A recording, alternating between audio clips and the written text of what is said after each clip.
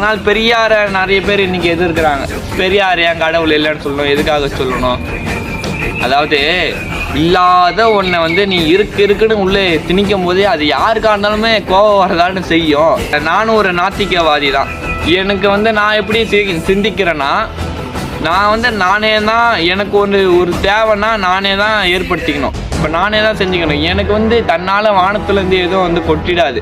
நம்ம பிறக்கிறதுக்கு முன்னாடியே வந்து கடவுள் வந்து தன்னால் உருவாகலை. கோயில்கள்லாம் அப்பயே இல்லை. ஆதி காலத்துலேருந்து நம்ம ஆதிக்குடிகள் எல்லாம் இருந்தப்போ எந்த ஒரு கோயில்களும் எந்த ஒரு கடவுள் சிலைகளும் சிற்பிகளும் எதுவுமே கிடையாது. மனிதனால் உருவாக்கப்பட்டது தான் எல்லாமே. மனிதன் உருவான அதன் பிறகுதான் கோயில்களே உருவாகியது. அப்படி பார்த்தா மனிதன் தான் கடவுளை உருவாக்கினான், கடவுள் மனிதனை உருவாக்கலன்னு நம்ம சிந்திச்சுன்னு இருக்கோம்.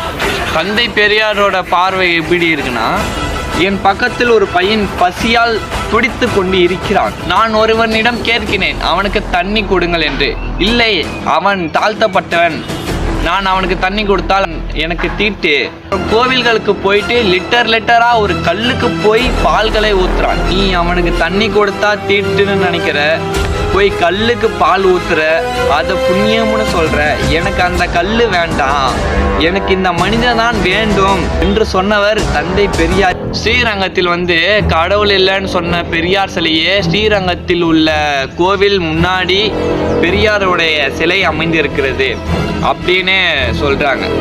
ஏய், நீங்க யாரு? கடவுளே இல்லை அப்படின்னு சொன்ன கௌதம புத்தரையே இன்னைக்கு கடவுளாக தானே வச்சு வணங்குறீங்க. அப்போ எப்படி கடவுள் இல்லைன்னு சொன்ன பெரியாரை மட்டும் நீங்கள் கோவில் முன்னாடி சிலையாக வச்சுருக்க மாட்டீங்க? சும்மா வைக்கல. அதற்கும் ஒரு வரலாறு இருக்குது.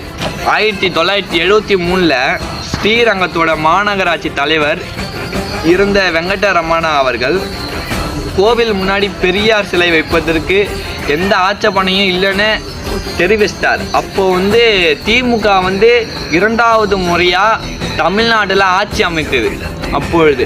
அதனால அந்த கோயில் முன்னாடி பெரியார் சிலையை வைக்கணும்னு நினைச்சிருந்தாங்க. பெரியார் சிலையை திறந்து வைத்தார்கள். இதுதான் வரலாறு. நீங்கள் கோயிலுக்கு உள்ளே போகிறதுக்கு முன்னாடி எங்கள் தலைவன் சிலையை பார்த்து தான் நீங்கள் உள்ளே போடணும். சரியா? பெரியார் ஏன் தான் கடவுளை எதிர்த்தார்னு. அதாவது அவரை பொறுத்த வரைக்கும் தாழ்த்தப்பட்ட மக்களுக்கும் சம உரிமை கிடைக்கணும், தாழ்த்தப்பட்ட மக்களும் கோவிலுக்குள்ளே போகணும், கோவில் கருவறைக்குள்ளே போகணும். இதுதான் அவருடைய நோக்கமே. இதற்கு எதிராக மதம் இருந்தாலும் சரி, மதத்தை உருவாக்கியது கடவுள் என்றாலும் சரி, எதா இருந்தாலும் சரி, அந்த கடவுளே தூக்கி எறிங்கள். இதற்காக தான் அவர் கடவுளே எதிர்த்தார்.